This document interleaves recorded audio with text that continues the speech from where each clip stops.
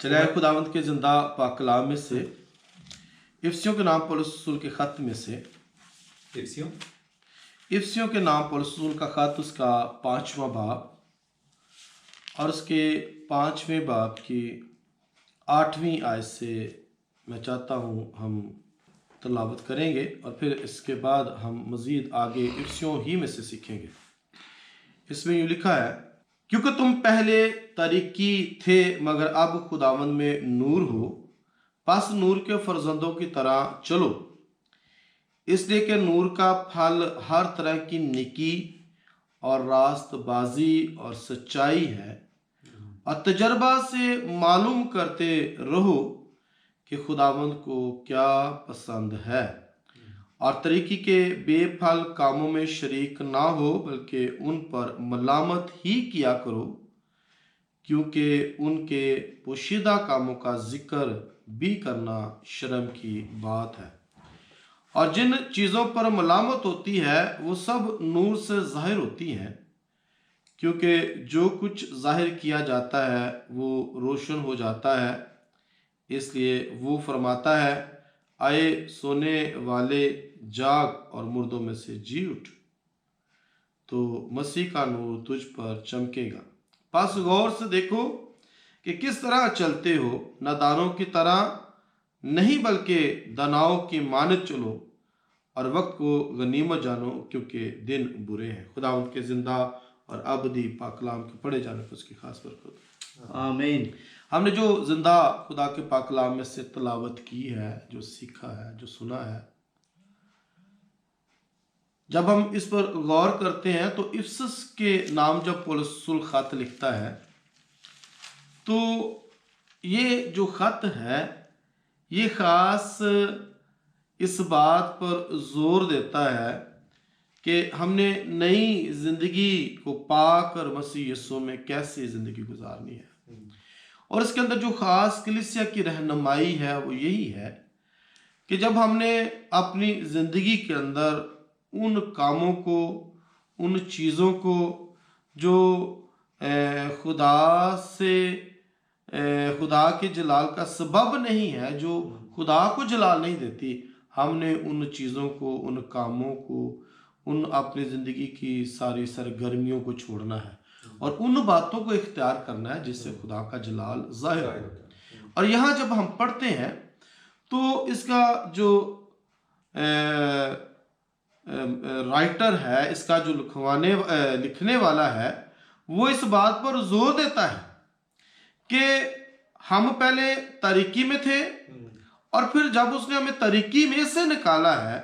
तो हम नूर में आ गए हैं, और वो चाहता है कि हम उसके फर्जंद, नूर के फर्जंद बनकर उसमें ज़िंदगी बसर करें। और नूर की जो ज़िंदगी है, हकीकत में नूर की ज़िंदगी मसीह यीशु में पूरे तौर पर शफाक और पाक और हर तरीके से कह लें कि इज्जत के लायक है। और खुदा नहीं चाहता कि हम अपनी पुरानी इंसानियत को छोड़कर फिर उन्हीं कामों को दोहराएं जिससे खुदा के नाम की हकारत हो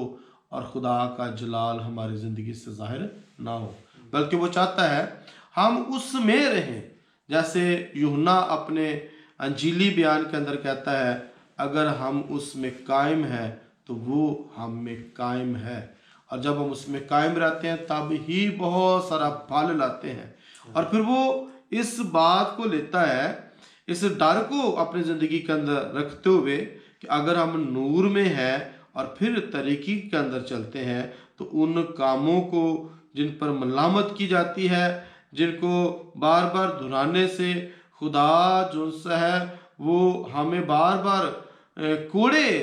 और बार बार हमें तरबियत और नसीहत करता है, वो इस बात को कि हम बार बार तरबियत और नसीहत का हिस्सा ना बने बल्कि खुदावंद को कबूल कर कर हम रास्ते के साथ, वफादारी के साथ ज़िंदगी गुजारें। आगे वो इस बात को भी बयान कर रहा है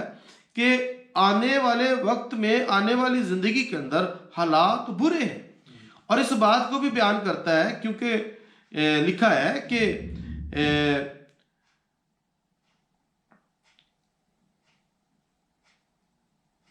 और वक्त को गनीमत जानो क्योंकि दिन बुरे हैं। और जब हम इसी इफसस के नाम पर रसूल के खत को जब पढ़ते हैं तो उसका 6 बाब और उसकी 10वीं आयत में हमें आगे दिन बुरे के हवाले से वो बयान करता है, अगर दिन बुरे हैं तो मुझे और आपको उन बुरे दिनों के अंदर खुदावंद में कैसी ज़िंदगी बसर करनी है। मैं जब कल इस चैप्टर को पढ़ रहा था कलीसिया की रहनुमाई के लिए, हम इसमें से सीख रहे थे तो इसमें जो बात हम सीख रहे थे वो ये थी कि गर्ज खुदावंद में और उसके कुदरत के जोर में मजबूत बनो। वो मैंने पीछे से शुरू किया है, लेकिन बताना ये चाहता हूँ खुदावंद ये चाहता है कि हम अपनी ज़िंदगी के अंदर सच्चाई और रास्तबाजी के साथ ज़िंदगी बसर करें। और लिखा तजर्बा से मालूम करो खुदा की क्या मर्जी है। बेशुमार लोग ऐसे हैं जो यीशु मसीह के हथियार के बगैर, यीशु मसीह के बगैर ज़िंदगी गुजार रहे हैं और उनके पास दुखों, परेशानियों, आजमाइशों में उनके पास ऐसे टूल्स नहीं है, उनके पास ऐसे हथियार नहीं है जिससे वो इब्लीस और उसके मंसूबों पर गालिब आए। और मैं अमूमन ये कहता हूँ, और यहाँ लिखा है तजर्बा से मालूम करो कि खुदा की मर्जी क्या है, खुदा की मर्जी क्या है। और खुदा की ये मर्जी है कि हम अपनी ज़िंदगी के अंदर सच्चाई पर चलें। खुदा की मर्जी ये है कि हम खुदावंद अपने खुदा के नाम को इज्जत और जलाल दें। और यहाँ जब हम खुदा के हथियारों की बात करते हैं तो सबसे बड़ा हथियार जो यहाँ बयान किया गया है वो है सच्चाई। और फिर उसके बाद हम देखते हैं, पहले वो कहता है रास्तबाजी और फिर सच्चाई। और ये रास्तबाजी जो सी ये तौबा का वो अमल है, अपनी पुरानी इंसानियत को उतारने का, जो खुदा का कलाम बयान करता है कि हमने पुरानी इंसानियत को कैसे अपने जिंदगी में उतारना है और नई इंसानियत में जिंदगी गुजार करें, और जिसमें बार बार हमें सच्चाई पर, और बाइबल के अंदर बार बार यीशु मसीह ने ज़मीनी खिदमत में भी ये बार बार कहा, मैं तुमसे सच कहता हूँ। और किताब मुकद्दस के मुताबिक खुदा की जो बोली है वो सच बोला। तुम सच्चाई से वाकिफ हो गए, सच्चाई तुमको आज़ाद करेगी। और बेशुमार लोग इस बात को अपनी ज़िंदगी के अंदर सच्चाई को अपनी ज़िंदगी का हिस्सा बना कर चलते हैं। और कई दफ़ा लोग ये समझते हैं कि एक छोटा सा झूठ है और एक छोटे से झूठ बोलने से कोई फर्क नहीं पड़ता, जान बच जाएगी, हालात बेहतर हो जाएंगे, एक छोटे से झूठ से क्या कुछ होता है। और किताब मुकद्दस के मुताबिक झूठों के साथ उसका कोई सफर नहीं है, झूठों के साथ उसकी कोई वाबस्तगी नहीं है। इसलिए जहाँ कोई शख्स झूठ बोलता है, झूठ को अपनी जिंदगी का हिस्सा बनाता है, मेरे जीजो, वो अपनी जिंदगी के अंदर खुदा से कट जाता है। और यही बात वो कहता है तजर्बा से मालूम करो कि हमने खुदा की सच्चाई को अपनी जिंदगी का हिस्सा बनाना है। अगर हम झूठ पर हैं तो झूठों के साथ खुदा का कोई सफर नहीं है। अगर हम सच पर हैं तो सच्चाई हमें आज़ाद करती है। और यहाँ भी जब हम पढ़ते हैं 10वीं आयत में कहता है गर्ज खुदा में और उसकी कुदरत के जोर में मजबूत बनो, खुदा के सब हथियार बांध लो ताकि इब्लीस के मंसूबों के मुकाबला में कायम रह सको, क्योंकि हमें खून और गोश्त से कुश्ती नहीं करना है, बल्कि हुकूमत वालों और इख्तियार वालों और इस दुनिया की तारीकी के हाकिमों और शरारतकुन रूहानी फौजों से जो आसमानी मकामों में है। इस वास्ते तुम खुदा के सब हथियार बांध लो ताकि बुरे दिन में मुकाबला कर सको, और लिखा है और सब कामों को अंजाम देकर कायम रह सको। अच्छा, यहाँ एक और चीज है, पीछे हम पढ़ रहे हैं कि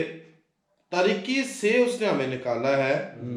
ताकि हम नूर के फर्जंद बनकर जिंदगी बसर करें, नूर के फर्जंद बनकर हम उसमें रहें।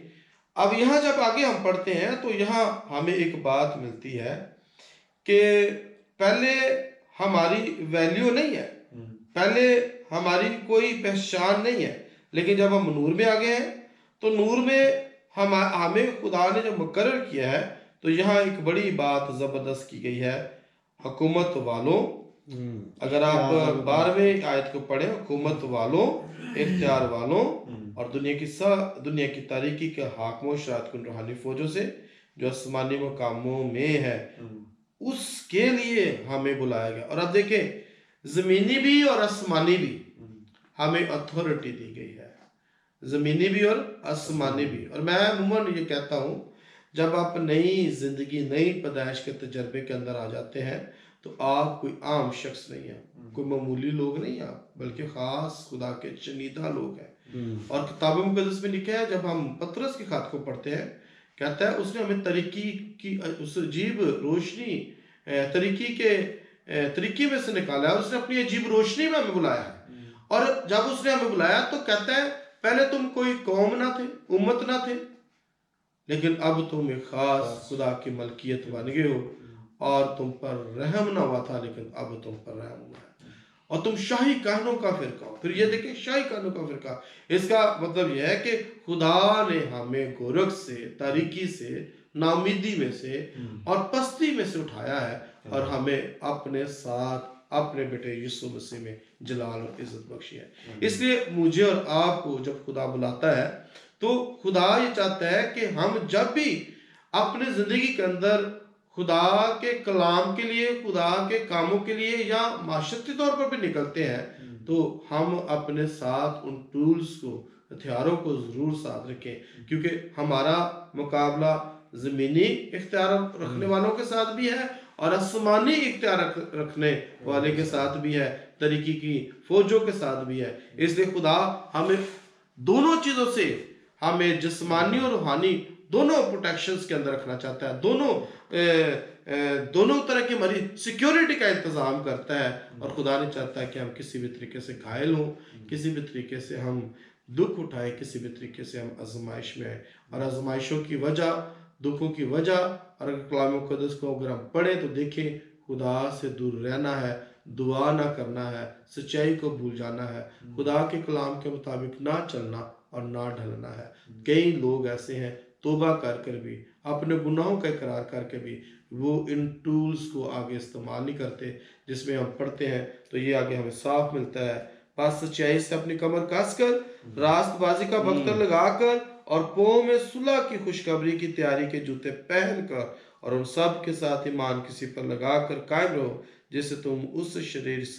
शरीर के सब जलते हुए तीरों को बुझा सको, और नजात का खुद और उसकी तलवार जो खुदा का कलाम है ले लो, और हर वक्त और हर तरह से रूह में दुआ और मिन्नत करते रहो, और इसी गर्ज से जागते रहो कि सब मुकद्दसों के वास्ते बिला नगा दुआ। अब ये वो इतिहार है खुदा के, जो वो चाहता है कि हम लेकर अबलीस और उसके मंसूबों पर गालिब है। मैं कई दफ़ा ऐसे खुदाम को भी मैंने देखा है, जानता हूँ, जो फैमिली विजिट भी करते हैं कई दफ़ा, और वो यही कहते हैं हमें समझ नहीं है। और मैं समझता हूँ जब आपके पास लाइट नहीं है, आगे अंधेरा है, और कलाम मुक़द्दस में दुनिया अबलीस के कब्जा के अंदर है, और आपके पास अगर लाइट नहीं है तो आपको तरीके में कुछ नजर नहीं आएगा। आप अपने तजर्बे से बात कर सकते हैं, खुदा के तजर्बे से नहीं, क्योंकि खुदा ने जो आपको जिंदगी का तजर्बा दिया है, जब आपके पास खुदा का कलाम होता है, जब आपके पास खुदा की रोशनी होती है, तो आप तरीकी के हाकम के सारे कामों को समझ जाते हैं, और कई दफ़ा खुदा भी नाकाम हो जाते हैं। मैं नौजवान से एक गैर कौम के शख्स के साथ बात करते हुए कह रहा था कि बाज़ दफ़ा खुदा ने वो हर शख्स को अलग अलग तोड़े दिए और बुलाया है, और कई दफ़ा क्या होता है कि हम किसी एक को बुलाते हैं, उसके पास वो तोड़ा नहीं है। बाज़ दफ़ा हम किसी शख्स को बुलाते हैं तो उसके पास वो खिदमत नहीं है, और फिर क्या होता है, हम जब वो काम नहीं होता तो हम कहते हैं इनके पास ये ब्लेसिंग नहीं है। इसी तरीके से किताब मुक़द्दस बयान करती है, अगर हम बगैर हथियारों के चले जाते हैं तो फिर दुश्मन हम पर गालिब आता है। हम उसकी शख्सियत को, उसके कामों को, उसकी नेचर को, उसके करैक्टर को कभी जान नहीं पाते। इसलिए जब भी हम इस फाइट के लिए निकलते हैं, अंजील की खुशनुदी के लिए निकलते हैं, तो वो चाहता है खुदा के सब हथियार बांध लो, ताकि हम हर तरह की शर्मिंदगी से बच जाए, हम हर तरह की जो अपनी ज़िंदगी के अंदर अबलीस के जो मंसूबे हैं,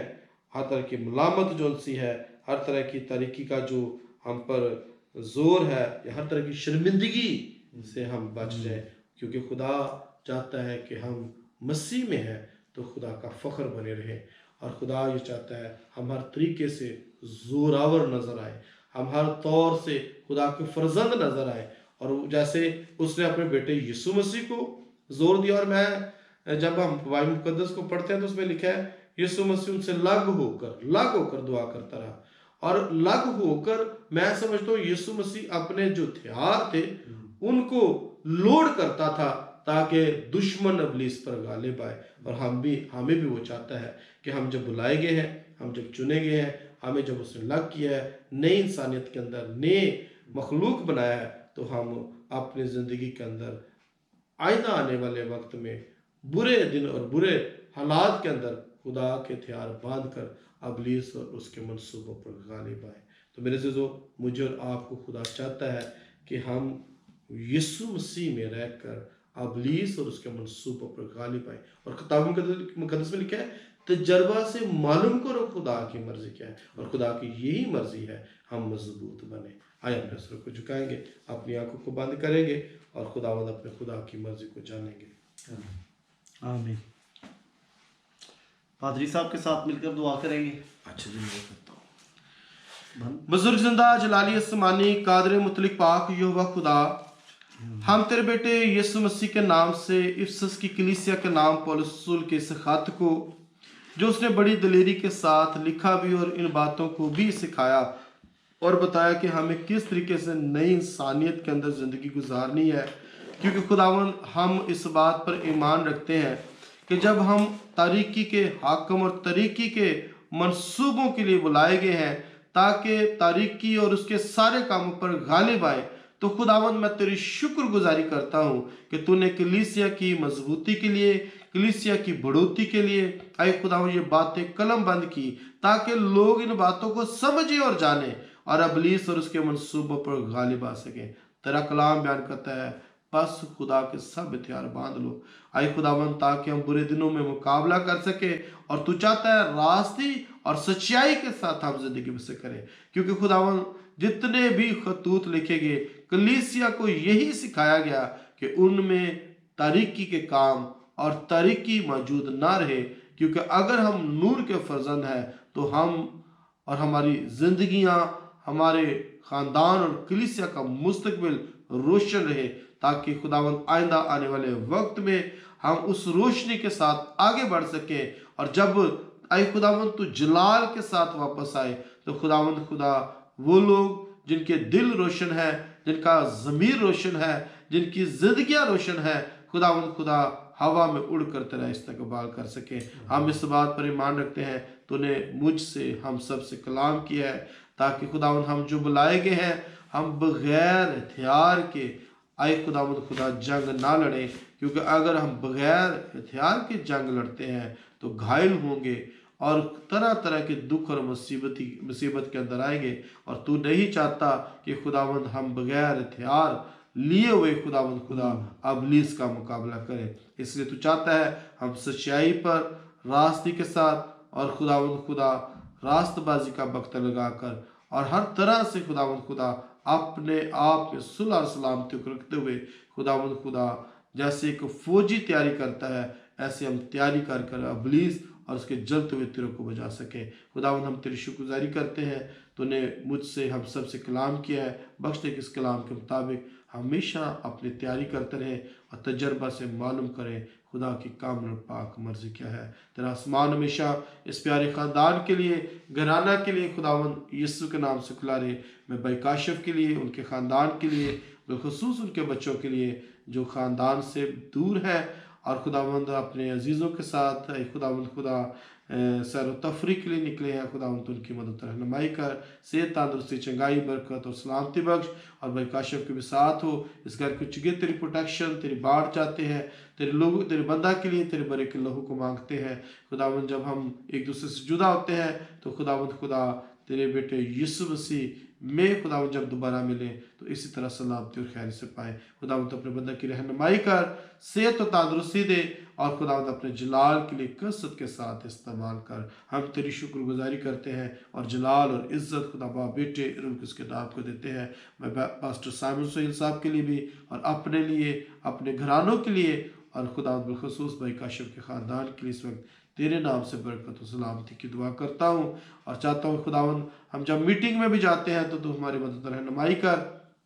हमें संभाल, और इस इलाके के अंदर भी जिसमें तू हमें अपने जलाली बेटे यीशु के नाम से लाया है खुदावंद खुदा, हम खुदावंद इस इलाके के लिए भी बरकत और सलामती की दुआ करते हैं और मिन्नत करते हैं खुदावंद इस इलाके के अंदर बड़ी बेदारी आए और खुदावंद आइंदा आने वाले वक्त में हम बहुत सारी जिंदगियों को बड़े सारे गल्ला को यहाँ से इकट्ठा कर सके और खुदावंद बादशाह की वुसत के लिए आए खुदावंद जमा कर सके। खुदावंद यीशु के नाम से तो आए खुदावंद हमें नौजवान बेटे बेटियां बुजुर्ग खुदावंद खुदा आए खुदावंद खुदा ऐसे लोग खुदावंद खुदा जो खुदावंद खुदा बुराइयों में पड़े हुए हैं और अबलीस के हाथों सताए जा रहे हैं, तरह तरह की जादूगिरी और ऐसे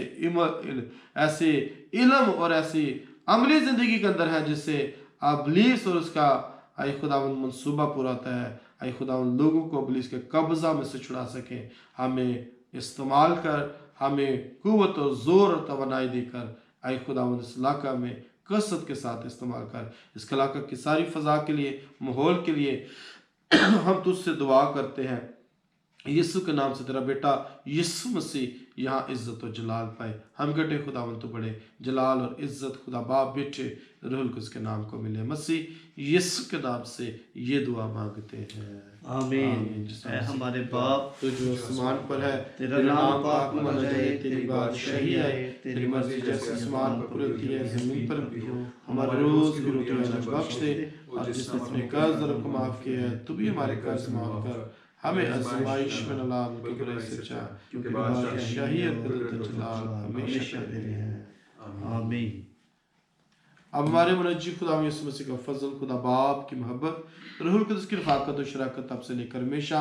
इस साज़ जमात दुनिया के ईमानदार मुक़द्दसीन और उसके खून खरीदों के साथ होता रहे, आमीन। खुदा बाप बेटे के नाम से।